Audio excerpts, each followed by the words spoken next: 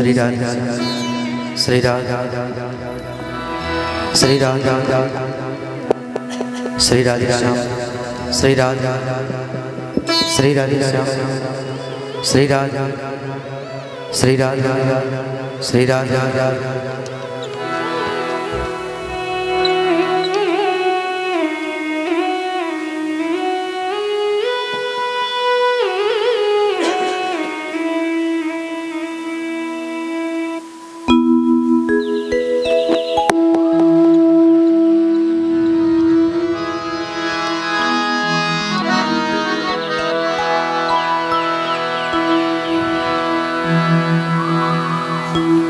स्वस्ति श्री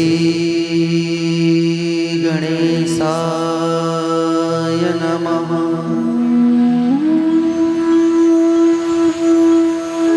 स्वस्ति श्री सरस्वत्यै नमः।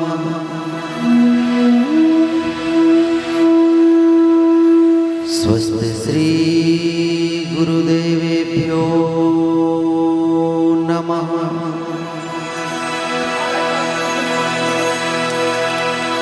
नमः परमहंसास्वादित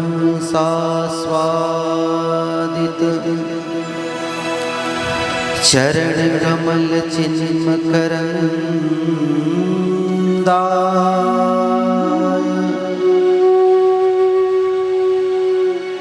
भक्त जनमानस निवासाय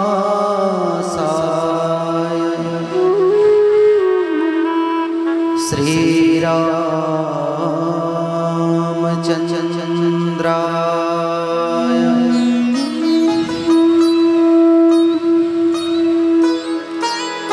ध्येयं सदा परिभवग्नमभीष्टदोहम् तीर्थास्पदं शिवविरञ्जिनोतं शरण्यं हृदयार्तिहतप्रणतपाल भवाब्धिपोतं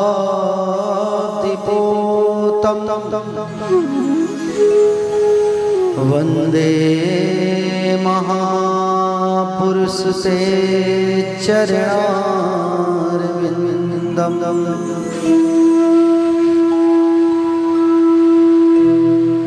वंशी विभूषितकरा नवनीरदाभात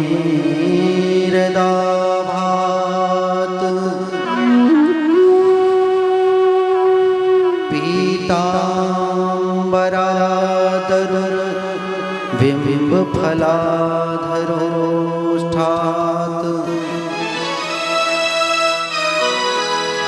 पूर्णेन्दुसुन्दरमुखादरविन्दनेत्रात् कृष्णात् परं किमपि तत्त्वमहं न जाने।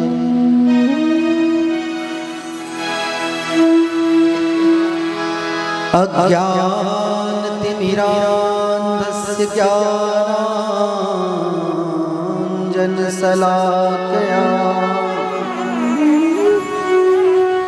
चक्षुरुन्मीलितं येन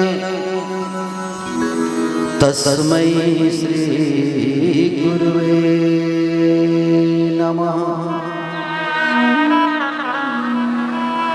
नारायणं नमस्कृत्यं नरं चैव नरोत्तमं देवीं सरस्वतीं व्यासं ततो जयमुदीरयेत्।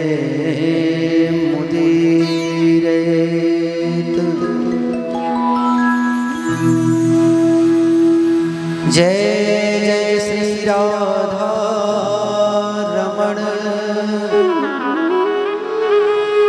जय जय नवल किशोर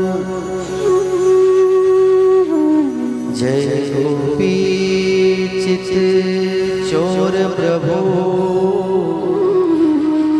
जय जय माखन चोर श्री जानकी वल्लभ लाडली हे प्यारे हनुमान आगे आसन ग्रहण करो तुम्हें पुनि पुनि करूं प्रणाम। श्री राधे मेरी स्वामिनी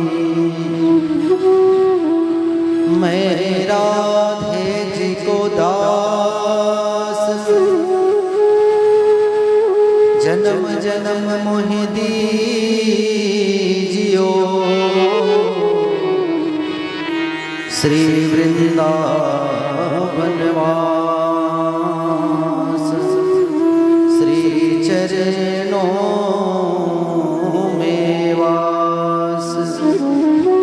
प्रेम से बोलिए भक्तवत्सल भगवान की जय। श्री राधारमण सरकार की जय हो। भागवत महापुराण की जय हो। समस्त देवी देवताओं की जय हो। समस्त देवी देवताओं की जय हो। अपने माता पिता की जय हो। अपने गुरु गोविंद की जय हो। जय जय श्री राधे जय जय श्री राधे जय जय श्री राधे श्याम।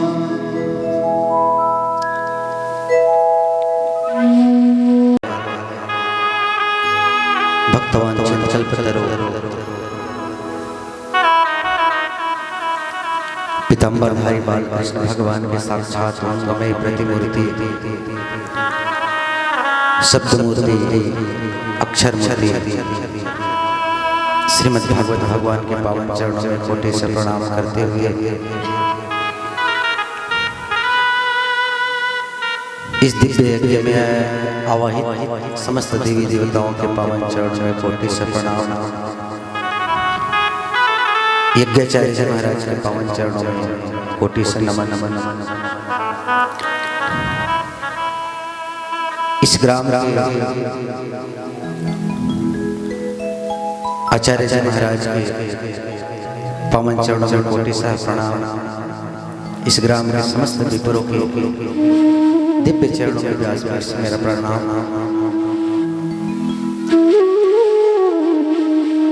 परीक्षित के रूप में विराजमान हमारे मानव भैया सपत्नी दिनेश्वरी जी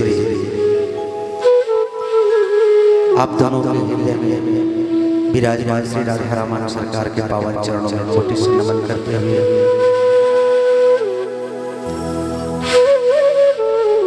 संगीत के मंच पर विराजमान मां सरस्वती की कृपा पात्र पुत्र समस्त स्मिताचार्य दूरस्थ ग्रामांचलों से पधारे हुए अध्यात्म पिपासु रसिक जन कथा प्रेमी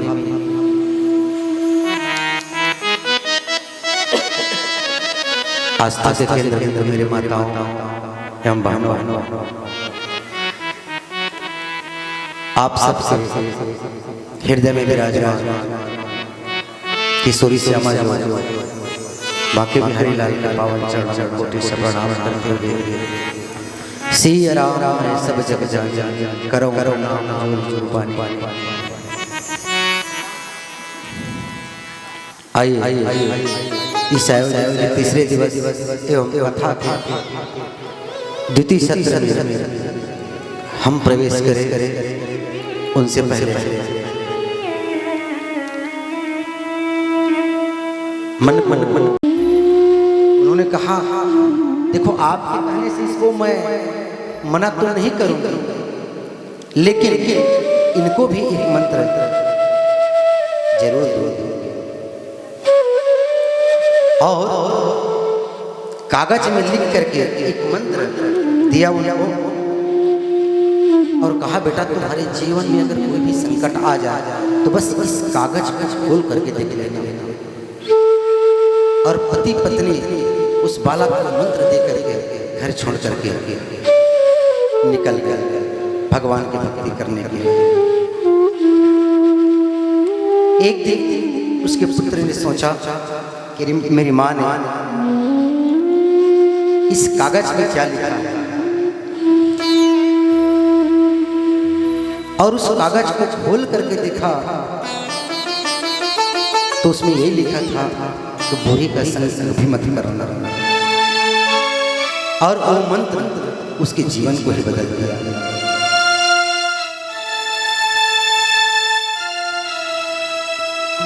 सुखदेव जी महाराज कहते हैं कि राजा अगर ये हम 3 काम कर लिए तो हमारा मन एकाग्र हो जाएगा और परमात्मा के चरणों में प्रीति हो जाएगी। जितना ज़्यादा हो सके सत्संग करो। जब तक सत्संग नहीं करेंगे तब तक भगवान के बारे में हम जानेंगे नहीं, और जब तक भगवान के बारे में नहीं जानेंगे तब तक भगवान से हमें प्रेम नहीं होगा। जाने बिना होई परती, जाने बिना होई परतीति, जाने बिना होई परतीति, जाने बिना होई परतीति, बिन परतीति होई नहीं प्रीति, बिन परतीति होई नहीं प्रीति, बिन परतीति होई नहीं प्रीति, बिन परतीति होई नहीं प्रीति, जाने बिना होई परतीति, जाने बिना न होई परतीति।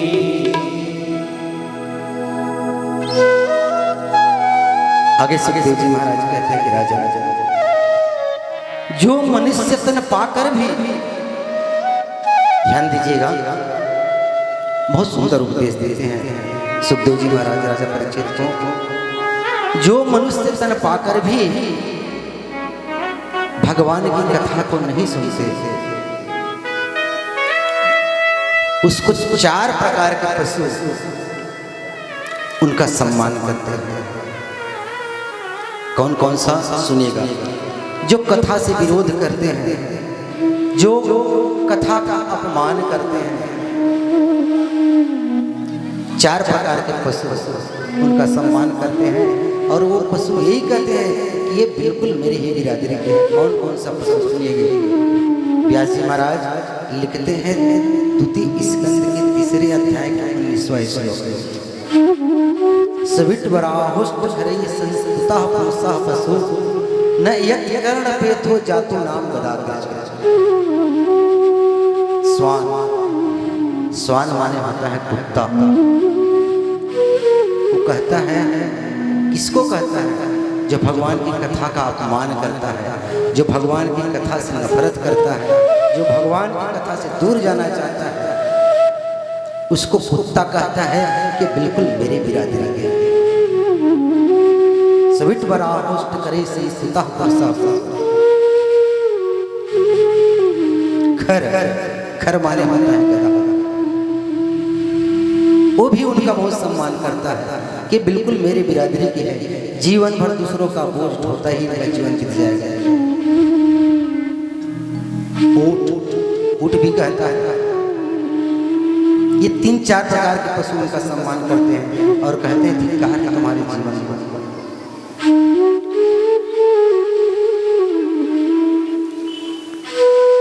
आगे परीक्षित ने सुखदेव जी महाराज से प्रश्न किया कि गुरुवर, शास्त्रों के ऊपर तर्क तो नहीं करना चाहिए, लेकिन मन में एक जिज्ञासा जागृत हो रही। कृपा करके बताने कष्ट करे। राजा परीक्षित ने कहा, भगवान इस सारी सृष्टि को परमात्मा क्यों बनाते हैं? और अभी जो मुझे उपदेश दे रहे हैं गुरुवर, क्या इसी को भागवत धर्म कहते हैं? अगर भागवत धर्म इसी को कहते हैं तो सबसे पहले नारायण ने भागवत धर्म का उपदेश ब्रह्मा जी को कैसे दिया? यहां से सृष्टि वर्णन की कथा प्रारंभ होती है। ये भागवत धर्म का उपदेश नारायण भगवान ने ब्रह्मा को कैसे किया? कृपा करके बताएं।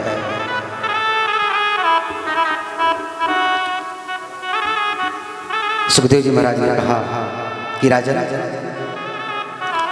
एक बार नारायण भगवान के मन में एक विचार आया कि मैं एक से अनेक हो जाऊं तो ज्यादा अच्छा रहेगा। और उन्होंने पहले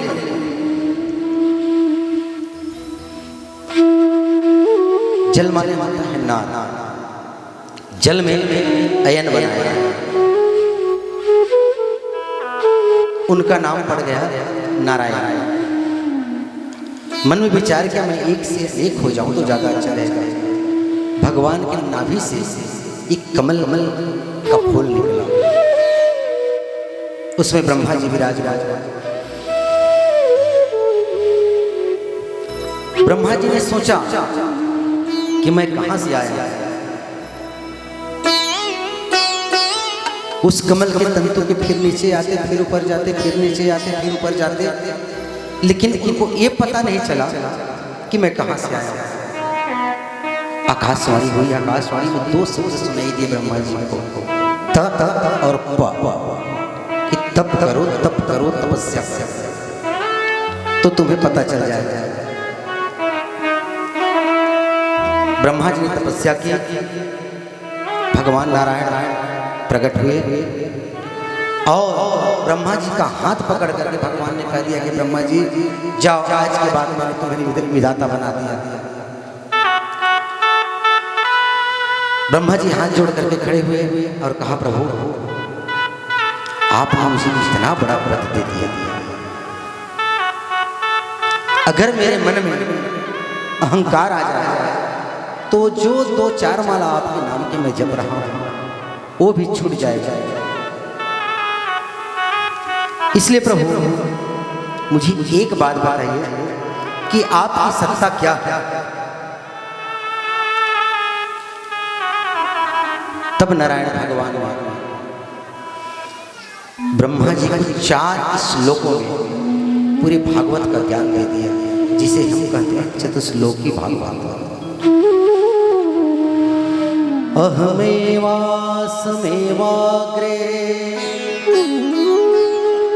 नान्यद् सत् सत् परम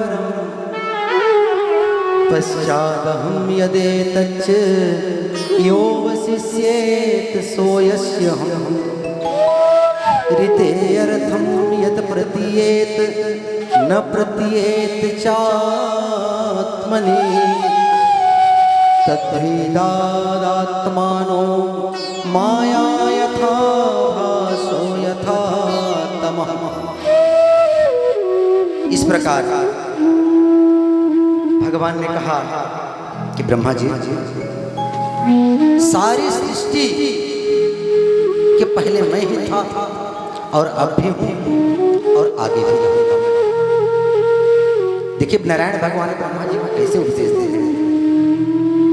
सारी सृष्टि के पहले कुछ भी नहीं था, फिर भी मैं था और आज भी हूं, और सृष्टि का जब अंत हो जाएगा तो भी मैं ही रहूंगा। जैसे आपको दृष्टांत देकर के समझाओ तब ज्यादा समझ में आ जाएगा।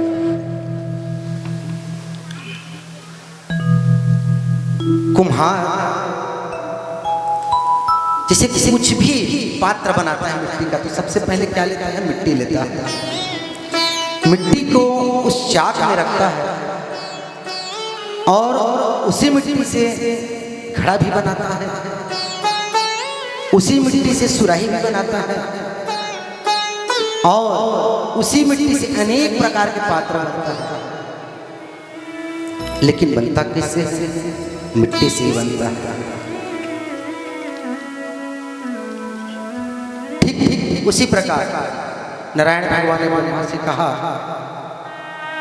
दुनिया में सबसे पहले मैं ही था और बनने के बाद भी, बिगड़ने के बाद भी मैं ही बसता हूँ। संसार में जो चीज नहीं है फिर भी वो दिखाई देती है, जो होने पर भी दिखाई नहीं देती। ब्रह्मा जी, उस चीज को तुम मेरी माया समझो। यथा महांति भूतानि भूते पुश्चावचे सुनो प्रविष्टानि प्रविष्टानि तथा ते सुनते स्वहम्। और कहते हैं कि ब्रह्मा जी, पृथ्वी जल तेज आयु आकाश, इन 5 तत्वों से ये सारी दुनिया बनती है। इन 5 तत्वों से एक छोटा सा चींटी भी बनता है और हाथी भी बनती है। पूरा दुनिया 5 तत्वों से बनती है। कौन कौन सा? क्षिति जल पावक गगन समीरा, क्षिति जल पावक गगन समीरा, क्षिति जल पावक गगन समीरा, क्षिति जल पावक गगन समीरा, पंचरचित यहाँ अधम शरीरा, पंचरचित यहाँ अधम शरीरा, पंचरचित यहाँ अधम शरीरा, पंचरचित यहाँ अधम शरीरा, क्षिति जल पावक गगन समीरा, क्षिति जल पावक गगन समीरा। और कहते हैं सुखदेव जी महाराज कि परीक्षित एक बात बताओ, भगवान जल्दी किसको मिलते हैं? राजा परीक्षित ने कहा, गुरुवर, मेरे ख्याल से भगवान उसी को जल्दी मिलते होंगे जो दिन में 5 बार स्नान करते हैं, अधिक तपस्या करते हैं, हजारों लाखों करोड़ों का दान करते हैं। कितनी सुंदर बात कहते हैं सुखदेव जी महाराज। व्याधस्य चरणं ध्रुवस्य च वयो विद्या गजेन्द्रस्य का जातिर्विदुरस्य यादव पतेरुग्रस्य किं पौरुषम् कुब्जायाः किमु तत्र रूपमधिकं किं तत्सुदाम्नो धनम् भक्त्या तुष्यति केवलं परमया भक्ति प्रियो माधव। एक बात बता, अगर भगवान उसको जल्दी मिलते होंगे जिनके पास ज़्यादा पैसा है, कि तो ज़्यादा पूजा पाठ करता है, कि ज़्यादा दान करता है, कि जिसकी आयु लंबी है, जिसके पास विद्या ज़्यादा है, जिसका उम्र बहुत बड़ा है, व्याधस्य चरणं ध्रुवस्य, ध्रुव का कौन सी उम्र था? उन्होंने तो 5 वर्ष में भगवान को पा गए। च वयो विद्या गजेन्द्रस्य का, अरे उस हाथी ने कौन सी कॉलेज में पढ़ी थी जिन्होंने केवल गो कहा था और वो कहते ही भगवान उनको आकर बचाए। तुम ये सोचते होंगे राजा परीक्षित, जो सुंदर दिखते हैं उनको भगवान जल्दी मिलते होंगे, तो कुब्जाया तंत्र रूप अधिकम, कौन सी सुंदर दिखती थी वो कुब्जा? वो तो इतनी कुरूपड़ी थी, लोगों को देख करके घृणा करते थे। लेकिन भगवान ने उनको अपने सीने से लगाया। धनवान को भगवान मिलते होंगे तो सुदामा कौन से धनवान थे जो उनको भगवान मिले।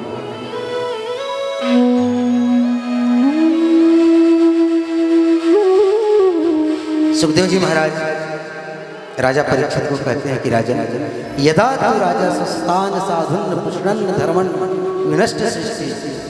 मैं आपको एक दृष्टांत सुना रहा हूँ।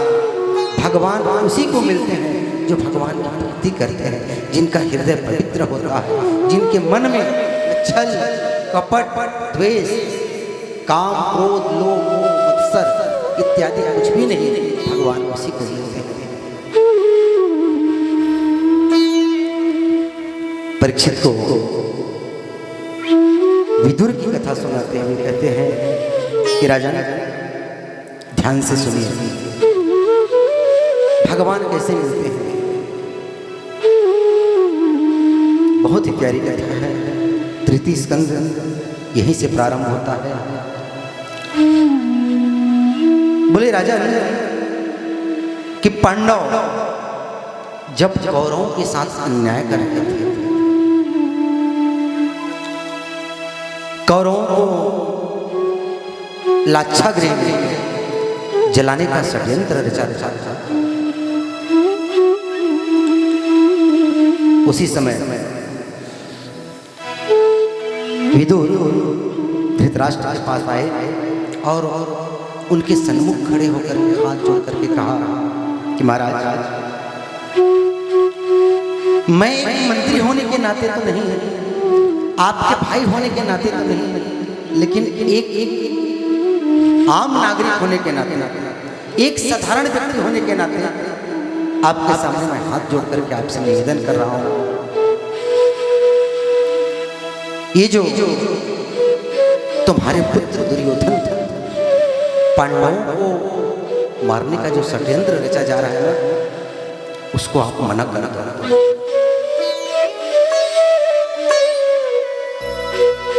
क्योंकि कभी अन्याय के बेल पर सुंदर फूल नहीं खिल सकते।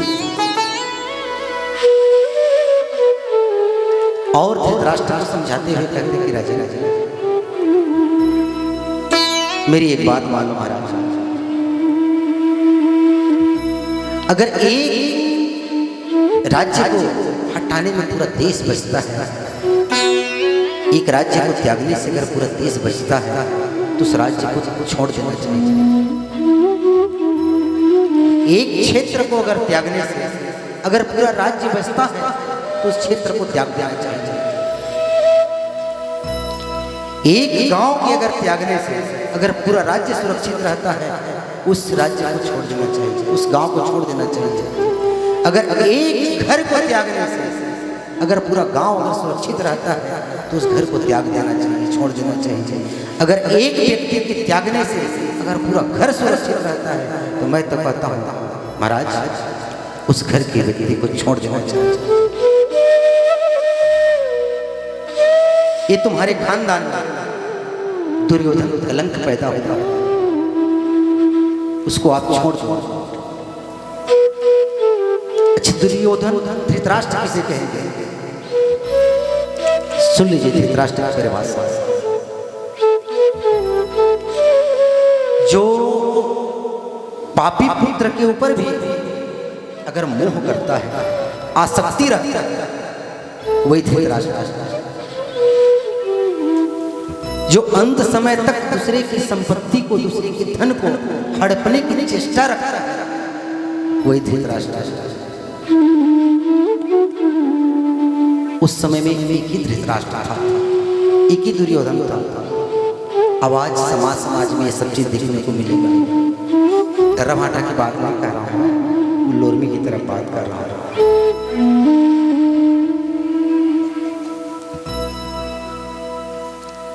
ये जब समझा रहे थे ये बात, शकुनी कान में पड़ा और उन्होंने अपने भांजा दुर्योधन को जाकर के बता दिया और कहा कि भांजा श्री, तुमको पता है तुम्हारे ही टुकड़े में पल रहे हैं विदुर, और तुम्हारे ही विरुद्ध जाकर के तुम्हारे पिता को भड़का रहे हैं और बोल रहे हैं तुम्हें छोड़ने के लिए बोल रहे हैं। मैं परसों की कथा में निवेदन किया था, तरुणी प्रभुता के हे श्याल को बुद्धिदायक। घर में ज्यादा दामाद की सलाह नहीं लेना चाहिए, ज्यादा साले की सलाह नहीं लेना चाहिए, न मानना चाहिए ज्यादा। अगर उचित बात है तो ठीक है। इसीलिए एक बात और मैं निवेदन करता हूँ, हमेशा ज्यादा ससुराल में भी नहीं रहना चाहिए। एक दिन 2 दिन की ससुराल, और कहीं 3 दिन 4 दिन 5 दिन हुआ तो समझो फिर। इसलिए मैं नहीं रहने जा रहा, मैं आता ही नहीं।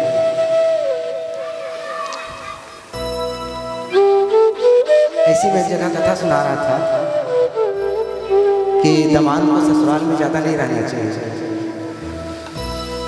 बोला आए 4-5 दिन हो गए रहे, और कथा सुनी चुका बाद होत मैंने 4 बजे साइकिल उठाई और अफू चल ओकर सास मूर्ति राग धन महाराज तुम कथा सुना दे, और दामाद तो चले गए, अब का करा। निवेदन करने का तात्पर्य मेरा यही है, अगर उचित सलाह हो तो सबकी मानना चाहिए।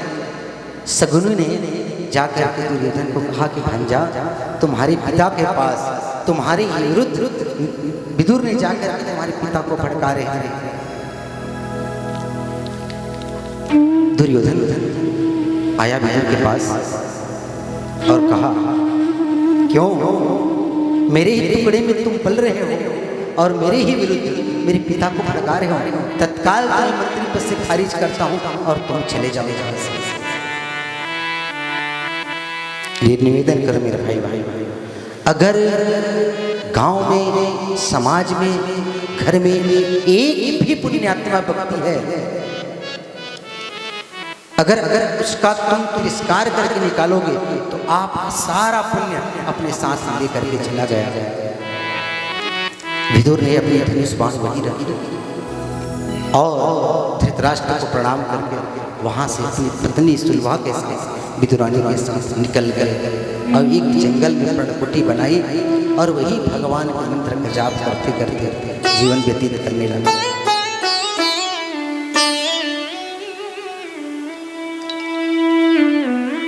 कभी भी पुण्यात्मा व्यक्ति का तिरस्कार नहीं करना चाहिए।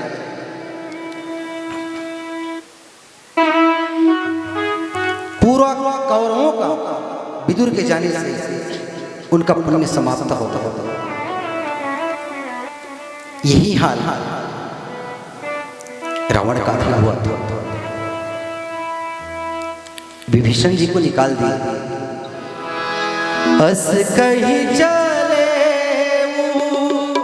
विभीषण जबहि, अस कही चले विभीषण जबहि, अस कही चले विभीषण जबहि, अस कही चले विभीषण जबहि, आयुहीन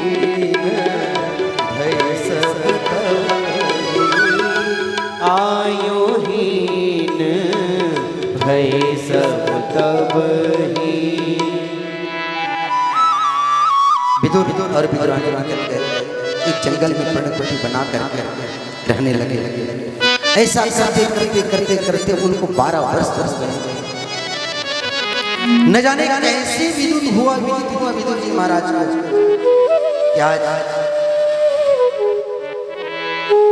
मेरा द्वारकाधीश शांति दूत बन करके आ रहे।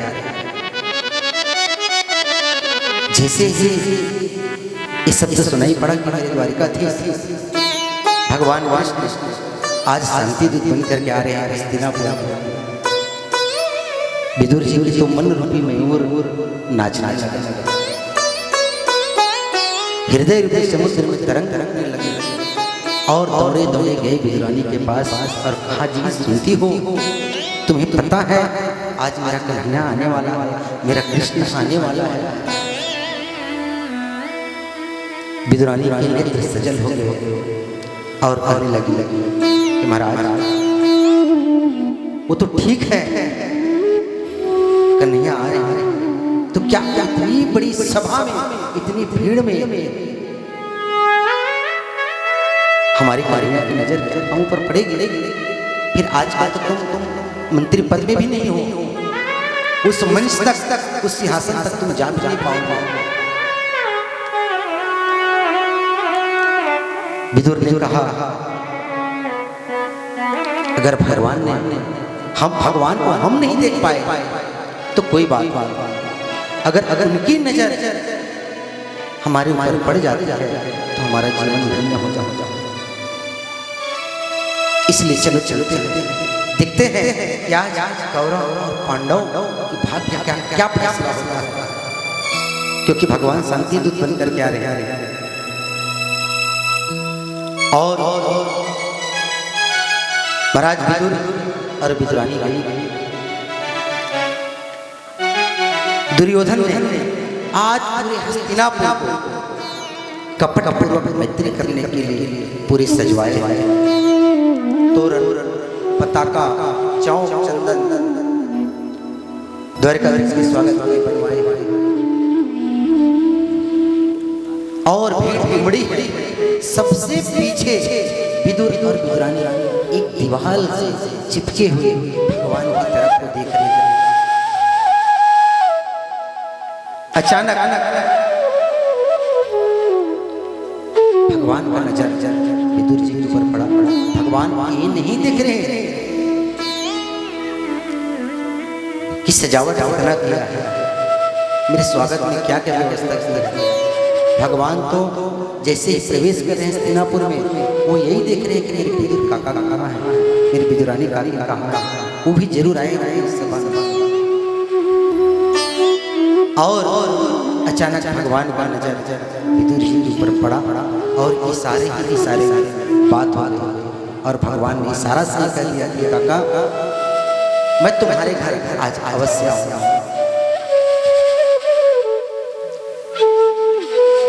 सभा में मुझे आसन पर आसीन हुए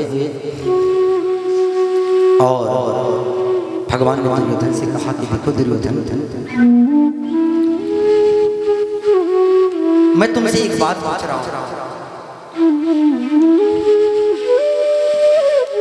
पांडव तुम्हारे भाई है? दुर्योधन ने कहा, बोले हाँ। तुम्हारे सगे काका के लड़के? बोले हाँ। तो आधे राज्य का अधिकारी कभी हुआ ना?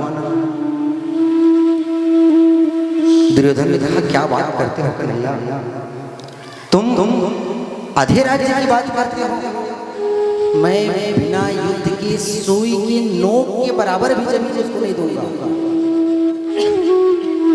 हाँ, अगर वो युद्ध में जीत जाता है तो सब कुछ ले ले, लेकिन बिना युद्ध के मैं एक सुई की नोक के बराबर भी जमीन नहीं दूंगा। मैं शुचिग्रेणे उदास्यामि बिना युद्धेन केशव। केशव भगवान बिना युद्धेन केशव, बिना युद्ध के शुचिग्रेणे उदास्यामि, सुई की नोक के समान भी जमीन नहीं दूंगा उसको। भगवान ने बहुत समझाने के प्रयास किए। कहा कभी कोई अभी भी समझ जाओ, तुमने अभी युद्ध क्या होता है इसके बारे में नहीं जाना। कितने माताओं की मांग की सिंदूर मिट जाती है, कितने घर वाले बेघर हो जाते हैं, कितने माताओं की गोद सोनी हो जाती है, और युद्ध में अभी भी युद्ध की लगी हुई है।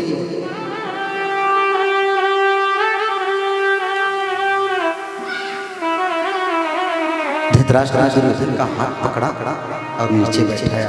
पागल, तुम्हें पता है